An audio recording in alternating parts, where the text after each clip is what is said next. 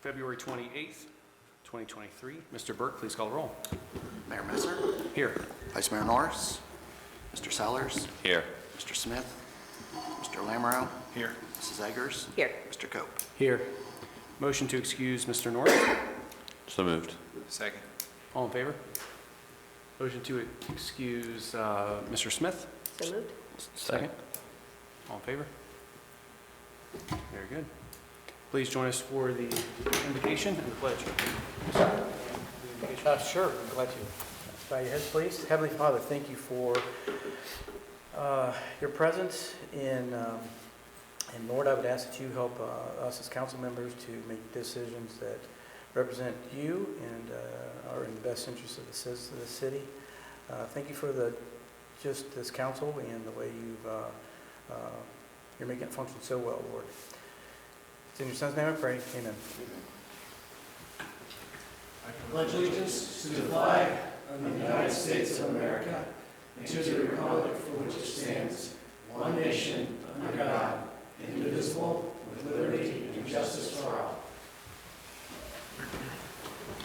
Looking at consideration of council meeting minutes, February 24th, 2023. Do you have a motion to adopt? So moved.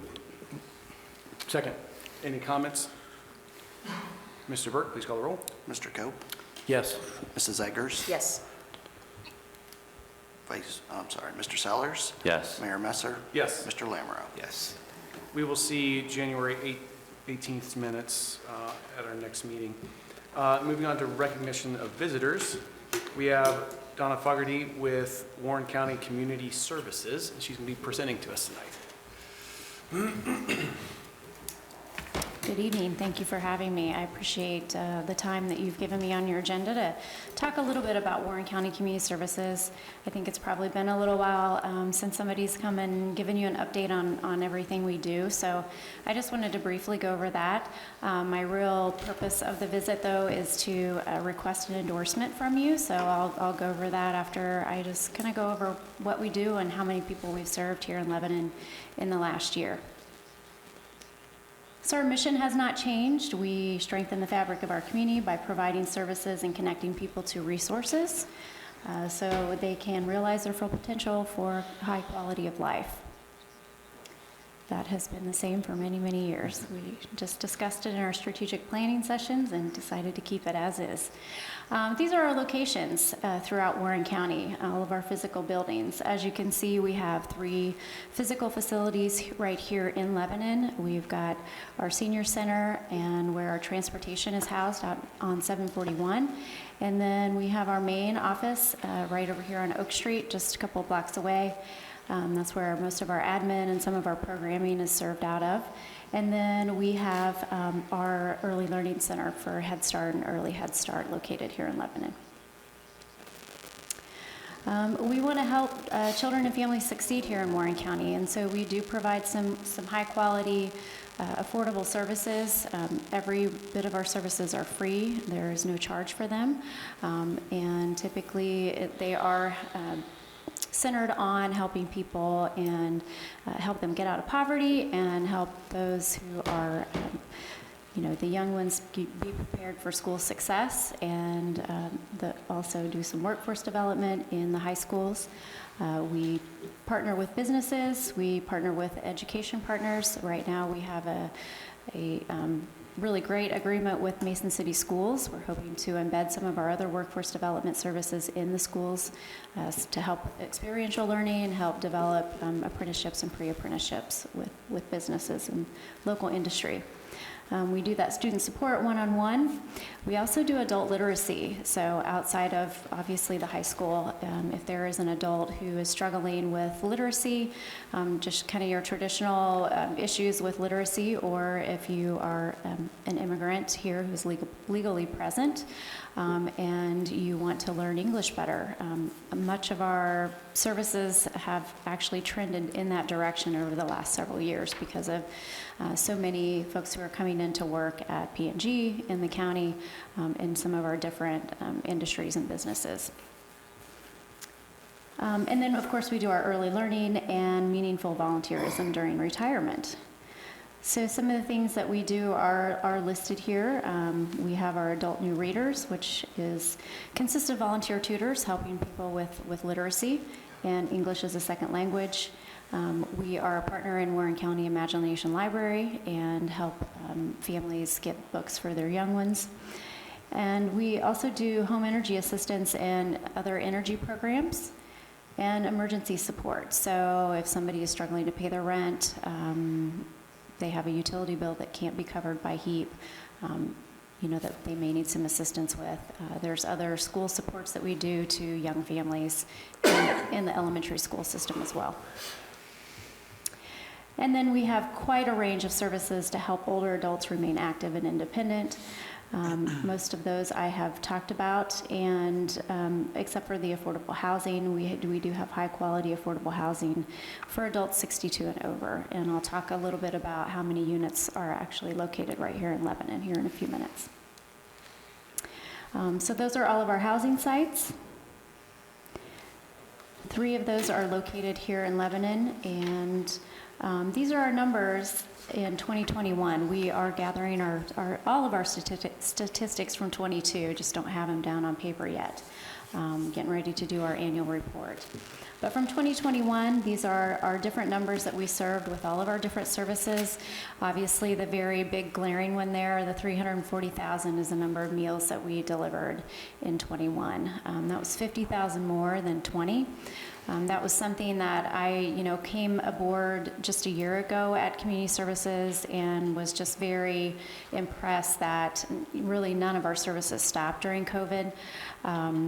They found a way to deliver those meals and make sure those folks who are homebound and not really having any socialization at least got that visit and got that meal. We do have a new initiative and highlight something exciting that happened just late last year is we received some ARPA funding from our HEAP department at the state and we were able to purchase a brand new RV, so for a mobile unit. If you see this large green machine out, it just hit the road last month, and it's really meant to reach those corners of the county where we don't have a physical facility, where we feel like people have been underserved and not really been able to, because of transportation barrier or just a technology barrier, not been able to get to us to apply for those services. So we do have a calendar of places that we go to every day of the week, and it's on our website. What kind of services are done out of the... So right now, we are mostly doing the energy assistance. The plan is to bring aboard some other outreach services from our other programs as well. The team is like, let's get our feet under us in driving this thing and establish our locations, and then we'll be adding some more services. So specifically, probably Head Start enrollment. That's a good way for us to be able to do outreach and reach some families who may not know about the opportunity there is for their child who's under 5 to get into our pre-kindergarten services. So those in Lebanon that we served, the Retired Senior Volunteer Program has 76 retired seniors who are volunteering around just in Lebanon here. Our Early Learning Centers, our Head Start, served 75 children and their families last year. We also provide an elderly services program, which involves care management and helping those who are homebound and need our services to, not just for Meals on Wheels, but to just help with their care coordination, get home care services in, connect them to some different resources, and make sure that they have transportation to their medical appointments and such. So we serve 401 seniors right here in Lebanon. The total caseload for that program is closer to around 800 or 900, so a bulk of them come from right here in Lebanon. And then 300 of those seniors receive our Meals on Wheels, our senior nutrition, and the medical and non-medical transportation. Again, thankfully, after COVID, we were able to get transportation up and going again. That is one area where we really struggled because people weren't needing to get out and get to their doctors. 111 households received emergency services, which is typically financial assistance for rent. HEAP, our energy assistance program, served 393 households, and another additional 143 received those emergency services as well with energy assistance. So adult literacy, here in Lebanon, we served 89 individuals, and 3 of those last year gained their citizenship through those provision of services. And then again, the affordable senior housing and family housing, there are 3 locations here in Lebanon, and there's 108 units, so that serves multiple families and several seniors. Sometimes seniors have somebody living with them, a spouse or a dependent in some way, but typically it's a single senior. So that's really kind of it in a nutshell for the last year, and just kind of a quick update about what we do. I'm sure many of you are familiar with our services. So what I really am here today is to seek your endorsement, and just to kind of explain what that means. When I arrived a year ago, I was informed that we have been a delegate agency for many, many years for our community services block grant funding. And what that means is the funding that should come directly to us is actually going to another community action agency in the Dayton area, Miami Valley Community Action Partnership, and they pass along some funding. So how we got there is a little bit of a mystery. I've been digging through our archives, and I'm like, what I can tell is that because of the Economic Opportunity Act in 1964, there were dozens and hundreds of community action agencies that formed just in that year, and then in the subsequent years to serve their counties and their service regions. There are some community action agencies who serve multiple counties, 8, 10, 12. The one I came from in Northern Kentucky, we had an 8-county service region. Luckily here in Ohio, they did actually break it down a little bit smaller. So there are 47 community action agencies. We would have been a 48th. In fact, we were in 1966 when we incorporated. We were the community action agency of Warren County. At some time in between 1966 and 75, we became a delegate agency for those CSBG dollars. They were still not a block grant yet. They didn't become a block grant until in the 80s. So I'm not really sure why that happened, but that's where we are today. In 1976, we changed our name to Warren County Community Services, Inc. And then in the mid-70s to the 80s, we merged a couple of different times with some other nonprofits here in the area. One of those was Human Services, and then in 85, we ended up merging with Council on Aging. We were the surviving corporation in both instances. We have since, separated. In 1996, we amended our Articles of Incorporation to serve elderly populations outside of Warren County, and to this day, that's really the only service that we have that still serves outside of Warren County. We do serve some of Butler County with Meals on Wheels. In the 2000s, we separated from Council on Aging and continued building successful aging programs. That is really the meat of what we do with our early child learning, and then also our senior services. It remains the bulk of what we do. But we also have a strong portfolio today of program offerings that, basically we serve from cradle to career to aging independently. It is in our best interest to gain our CSBG designation, and with that act, however, they have not changed that act. It's very old. It does require 2/3 of our local municipalities' endorsement.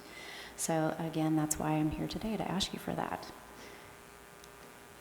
Why are we new here? Well, with a population of nearly 250,000, we are one of the most affluent counties, as you know, in all of Ohio.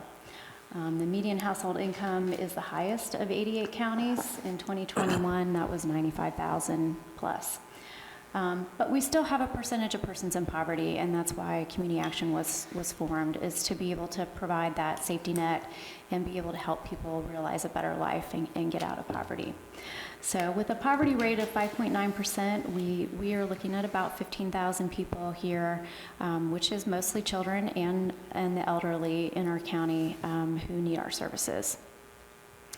And according to President Johnson, the whole economic opportunity and the war on poverty, there really is no reason for anyone in the United States of America to be poor.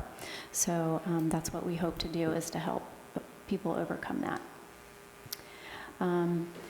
We are charged with addressing poverty, however that might look in our local area, in our service region. So it's going to look obviously a little bit different here than it does in Dayton, than it does up around Toledo. So we're all charged with serving the needs as they present themselves.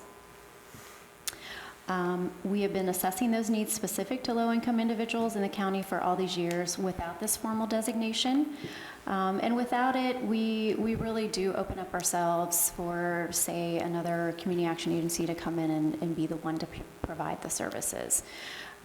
Thankfully, that designation or that delegate relationship, they've been able to just let us keep serving the area, but we really are wide open to that. We will also not continue to receive our fair share of CSBG allocation. We will also continue to lose out on that administrative fund. We're able to, out of administrative dollars of grants, we're able to support our staff. And I don't even want to add up how much we have given up in that. I don't like the thought of that. And we've also been left out of statewide planning efforts. Grant opportunities that are specific to community action agencies, we haven't qualified for, even though we get some other direct funding, like our HEAP, like our Head Start dollars. Is that because you're considered a delegate? Mm-hmm. Okay. Yeah, so that money, if we were to apply, we would go through Miami Valley to apply on their application and then be able to get some of it. So it just creates a lot more hoops. And we're not able to leverage those dollars to maximize that additional funding. So becoming the designated community action agency, it's not going to eliminate or drastically change anything we do. It's not going to cost any of our municipalities or the county any money. I'm not here to ask for money, which hopefully that's a good thing. It will open us up to a state network of the other 47 agencies across Ohio and access to over 1,000 across the United States. It opens us up to more resources, more training, development for our staff that we really haven't been able to tap into for many years, and best practices. When you become a CSBG organization, you are held to organizational standards, and there's about 58 of those that we have to abide by. Thankfully, we're doing a lot of them already. So, but it'll elevate what we do well on the state and national platforms. So, we can make a better name for ourselves statewide and nationally. And it'll keep all those dollars here in the county and ensure they go to the struggling families that need them. So how can you endorse us? I do have a template for a resolution if that is something that you'd be willing to do. There's also a letter that you can write that will endorse us, and I'll pass that on to the state. The hope is from the state to hold, once I get all the endorsements, they will hold a public hearing, and then after that, if there's no resistance to that, if there's no one there saying, hey, we don't want them, and I have all your endorsements, we should be able to start as our own agency in January of '24. So we did get the endorsement of the county commissioners. I've got that letter here addressed to you. We've also got the endorsement of South Lebanon, of Mason, and I believe I'm on the docket to present on the agenda with Franklin as well. So I'm kind of making my way through the municipalities. But I've got these here for you if you... Very good.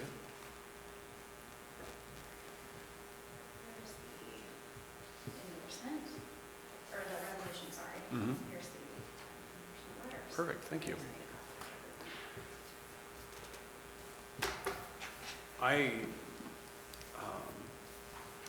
I was aware of your organization. I didn't know the breadth of it. Yeah.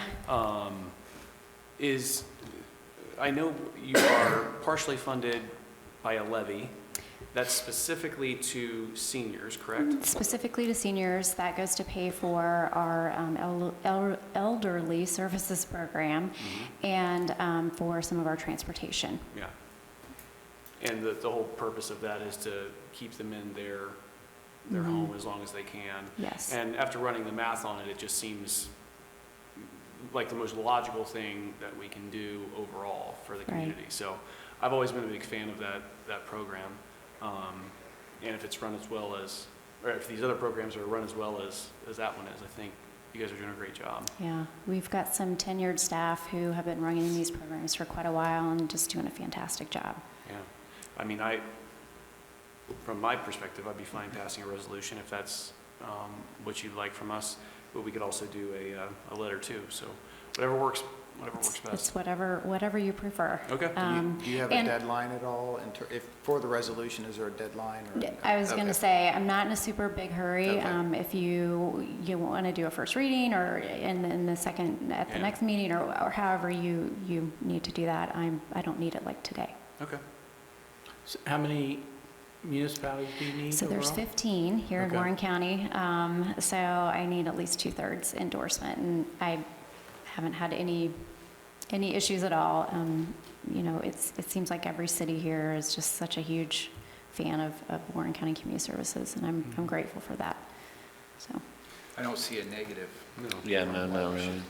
Especially if that's revenue that you guys can get to serve our friends, family, neighbors. Right. It seems like a no-brainer to me. Yeah, I mean, similar what the mayor had said, I was aware of your guys' program, just not to what scale. I mean, 340,000 plus meals, that's 1,000 meals, almost a day just for Yeah. the Lebanon. yeah. And then, I think I was doing the math a little bit, 1,400 people just in our city alone has been impacted with what you guys do. So I think that's pretty impressive. What do you think has been such the drastic jump? That was over 10%. If it was 50,000, yeah. 50,000 meals, yeah. So COVID, it Coming dropped. out of COVID. Yeah, it dropped. And, there were folks who were just leery of having somebody bring a meal into their home. And so we had 50,000 less meals that we served in 2020, and then 50,000 more in 21, and even more in 22. The demand just continues to go up. And I can see that continuing to go up Yeah, with the economic pressures. yeah, So it'll be important moving forward. right. I just wanted to mention, this is just ironic, I saw a meal being delivered just today. Yeah. I was on my way to work and I saw a vehicle going to a home to deliver one, so that's funny that you're here this evening, so thank you for what you're doing. And, they had mentioned it too. I know at one point, because I've called different times for different family members, friends, looking for different services and things like that. I know there were a lot of issues because of COVID, there were a lot of people that were kind of stuck in systems, and with the changes with like I can't remember the word for it, the changing from the pandemic status and things like that. Have you started to kind of go off of that cliff a little bit where you're not just completely bombarded with applications and things? Yeah. We are still seeing the need for the emergency rental assistance. We did receive some of those dollars from our delegate agency to give those dollars out for people who were in arrears for rent. But we're still seeing that. It is tapering off, but the need is still there. Yeah. So what we'll do is we'll put a resolution on our agenda for next week, Okay, and we will pass it, perfect. get it through for you. All right, I appreciate your time. Yeah. Thanks for Actually, coming. And any questions? Well, I was going to say, having the resolution, you can get it in front where we're talking more about it more Yeah. often. You just get the program's name out there more and more. All right, thank you so much. Thank you. Thank Let me you. just grab the, Yeah. Mayor, I think many of you know that my wife Suzanne has run the Council on Aging of Southwestern Ohio for many, many years. And the one thing that I've learned is what you touched on and was mentioned here is the importance of keeping older people in their homes. It's shocking how expensive nursing care is and how quickly people lose their life savings going from their home into a nursing facility. So, anything obviously you do to promote the great work that they're doing, I think is an excellent choice. Thank you for that, Dan. Moving on to regular items, previous business, ordinance number 2023-015. Ordinance number 2023-015, authorizing the city manager to enter into a property exchange agreement with Battle Hill Development Company Incorporated to support the expansion of Miller Ecological Park and the Cedar Woods development. This ordinance approves a property exchange agreement to transfer 2 acres of city-owned land to Bunnell Hill Development in exchange for 3 acres owned by Bunnell Hill, which is located in East Cedar Woods, which will support the expansion of Miller Ecological Park as well as the Cedar Woods development. Can I get a motion to adopt here? So moved. Second. Any comments? I just wanted to say this is another great example of a win-win scenario for both parties, and I think it's really cool to see the city work this out, and yeah, I think it's going to work well. Agreed. Mr. Burke, please call the roll. Mr. Sellers, Yes. Mr. Cope, Yes. Mrs. Eggers, Yes. Mr. Lamoureux, Yes. Mayor Messer. Yes. Ordinance number 2023-019. Ordinance number 2023-019, rezoning 87 acres of property located off Kingsview Drive, the buyer's property, from professional office or PO to light industrial or I-1 as recommended by the Planning Commission. This ordinance approves the rezoning of the newly annexed buyer's property from professional office to light industrial to accommodate the expansion of the industrial corridor per the Envision Lebanon Comprehensive Plan. Can I get a motion to adopt? So moved. Second. Any comments here? I'm excited to see this as it's progressed and move forward, and working with our neighbors with the annexation, and just that we're gaining that much property and possibilities for the business park. It's exciting. Yeah, it's a nice logical expansion to that park, so bringing another 80 acres into the city is a good thing. Mr. Burke, please call the roll.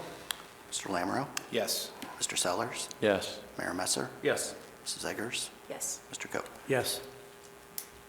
Ordinance number 2023-021. Ordinance number 2023-021, approving modifications to Chapter 351 of the city's codified ordinances addressing parking regulations and fines.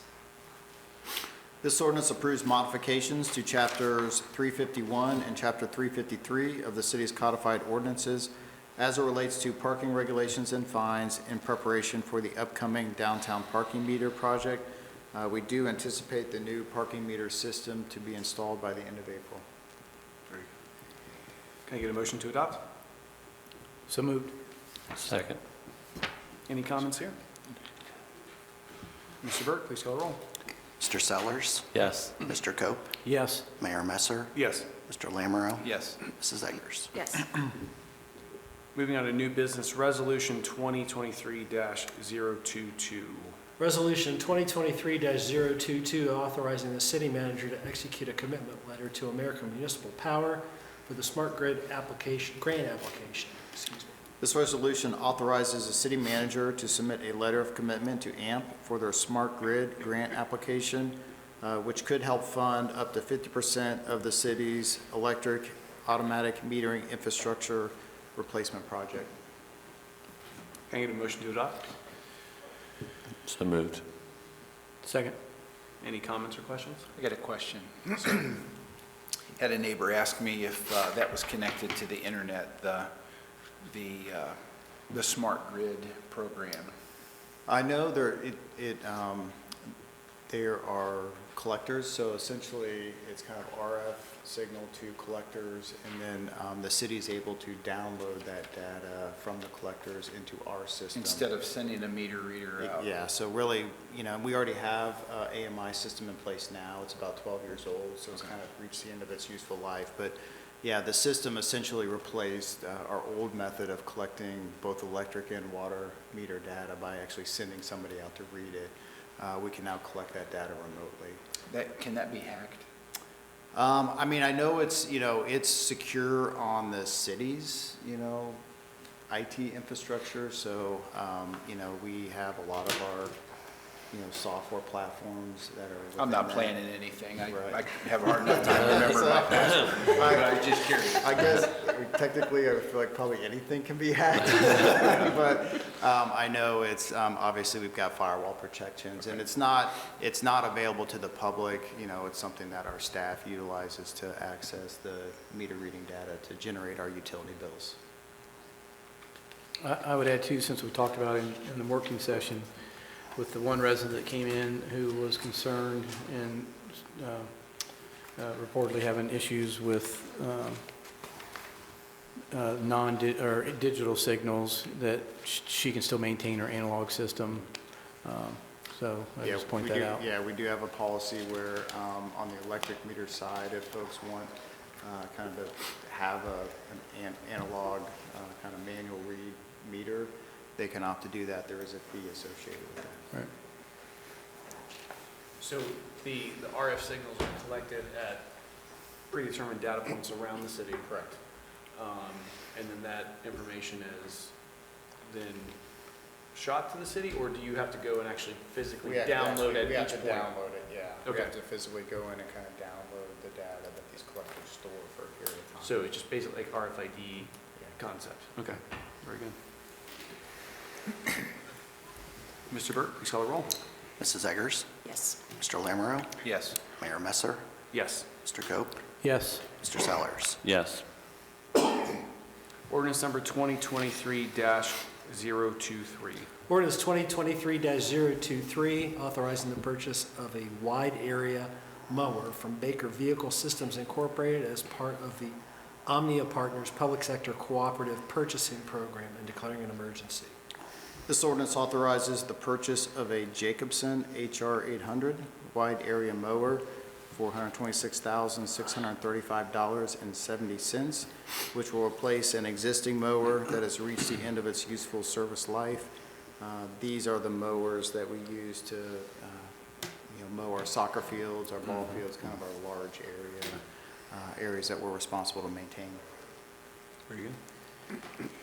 Can I have a motion to adopt? So moved. Second. Any comments here? Yeah, and $126,000 seems like a lot of money, but, it's kind of one of those scenarios where we've spent, tens of thousands of dollars in the last few years just trying to keep the old one up and running. So this also based off typical,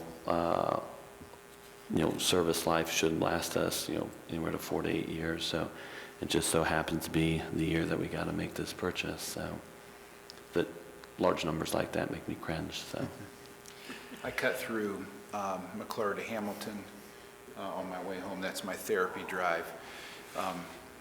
I feel it's safer than 63. No offense to people that drive 63, but it seems like our guys are out there mowing just about every day in McClure. Yeah, we, during the peak season, we're mowing the soccer fields twice a week with 2 of these mowers. Yeah, it's crazy.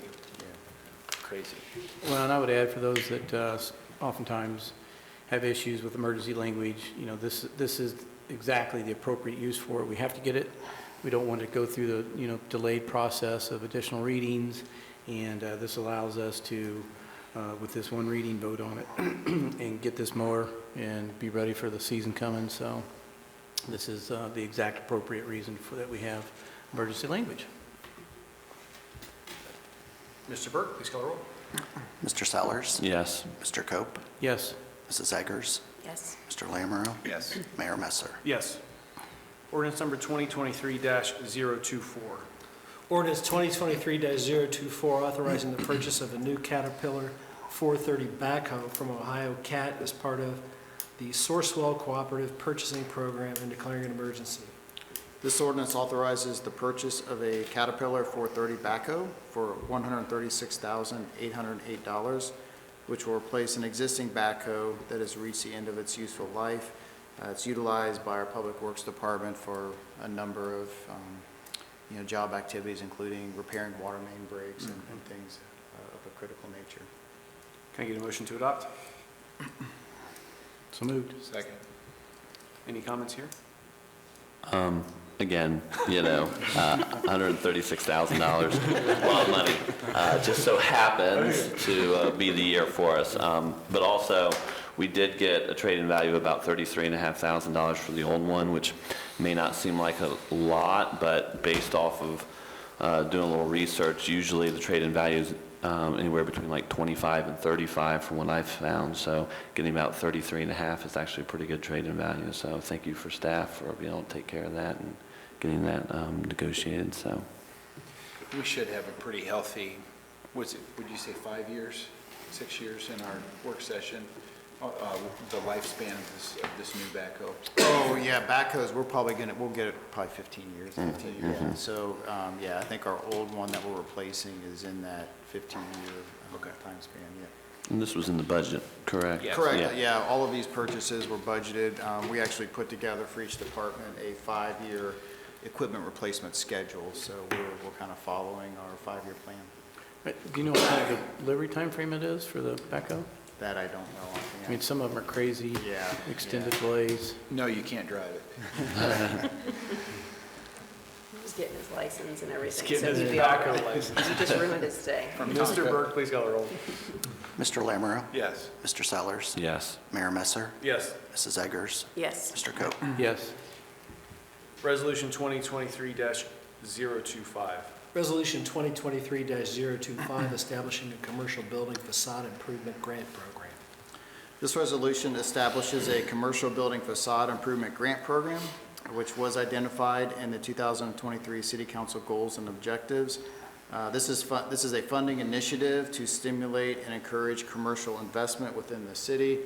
It's a grant program that's modeled after our small business renovation grant that we've administered successfully for about 4 years now. But it provides a matching grant at a 50% level up to $10,000. And it will be eligible for any commercial property within the city. Very good. Can I get a motion to adopt? So moved. Second. Any comments here? I'd just like to say I like this program a lot. We have the ability to give back to the people who are investing in our community, and I think this will go a long way to help people make those investments that they might be pushing off because they don't possibly have all the funding. Whose cell phone? Maybe it's my cell phone on the table. But yeah, I think this is a good program, and the money will be available. So from what I understand, not all the money was used last year. Correct. So the more that we can get people, or the people knowing about this, the better. And we have expanded this to the entire city instead of keeping it local to the central business district. So those buildings and places that need it outside of the CBD will be able to get in on this first round. So I'm excited for it. Yeah, Scott, could you also mention to people like exactly how they'll go through the process of applying? Yep. Know where to find that? So we'll, once it's approved, we will put the application on our website. But I would encourage folks to reach out via email or phone call to Jason Millard, our Community Development Director. He kind of runs point on it.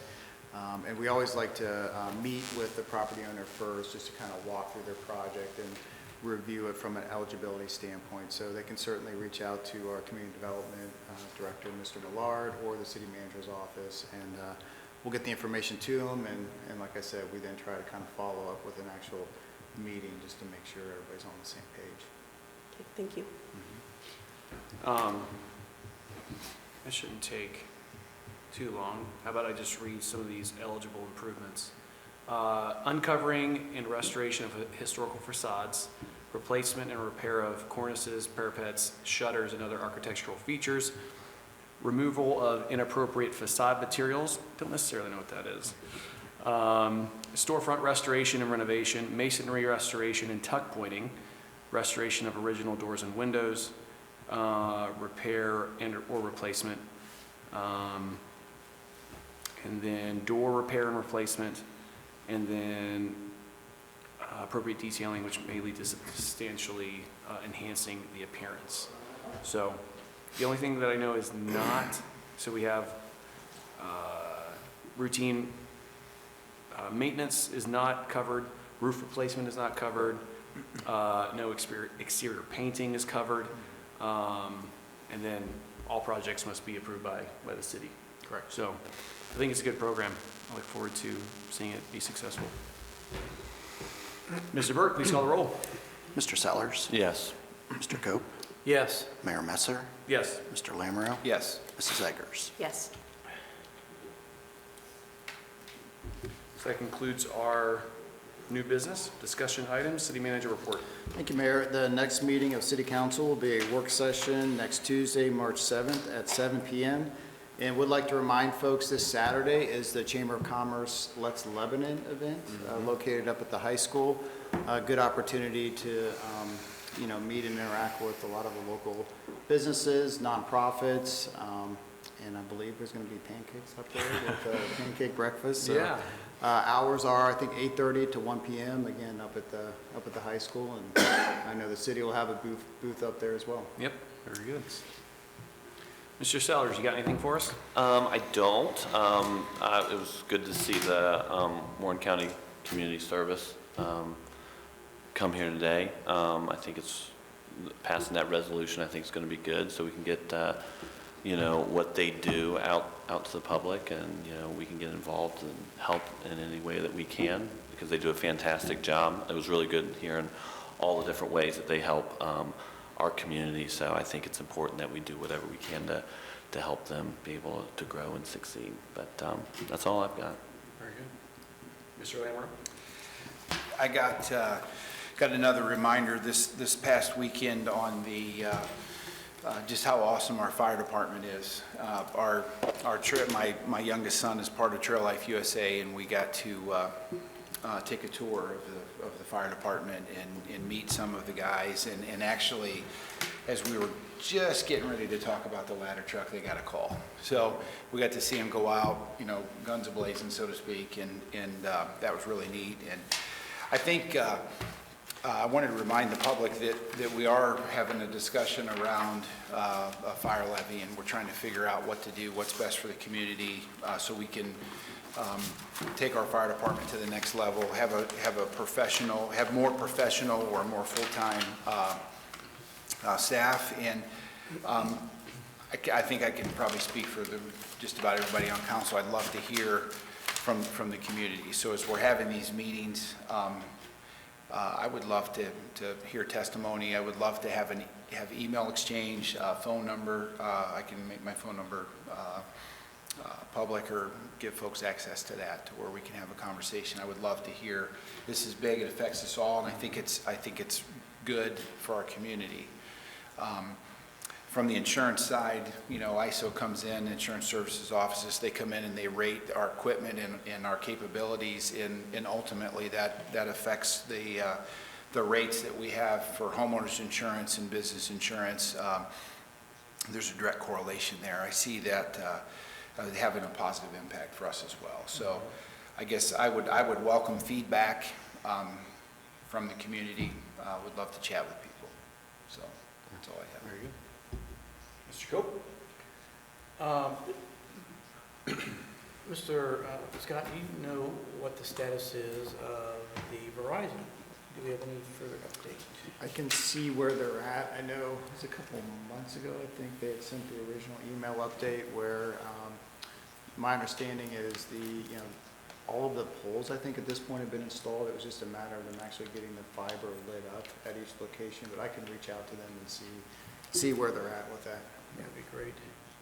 And yes, I know, I think we as a city council need to start mentioning and make sure we're getting into the public conversation, the fire levy that's coming up. So any chance we can do that as we start exploring what the best options are is coming upon us to do that, so that everybody's aware that it's coming, and we can start having those discussions, find out what the community, how the community wants to handle the funding of our great fire department.